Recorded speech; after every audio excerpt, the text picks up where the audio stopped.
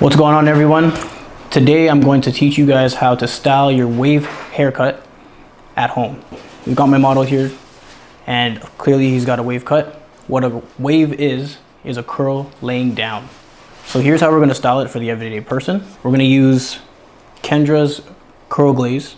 We don't have too much on here, just probably amount to cover your palm. Mix it into your hands and you really just want to hydrate the hair. As you can see, I'm going with the grain of his hair. That way his hair lays down neatly. Now that the hair has been hydrated, what we want to do is have it go in evenly. So next is what we're going to do is brush his hair in the same direction that his hair is intended to lay. So again, we've got our wave brush. This one in particular is probably more of a hard bristle. Depending on your hair texture, you're going to need a hard bristle or a soft bristle. All right, for this gentleman here, we've got a harder bristle because his hair is on the curlier end. So if you can see, I'm combing his hair starting from the crown in its intentional direction.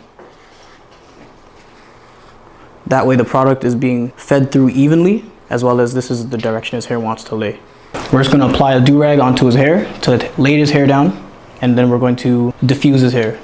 All right, so now that the do-rag is applied, this is going to have compression and tension onto the hair. Next, we're going to blow dry it with the diffuser. I've got the diffuser at 2 heat, 1 speed.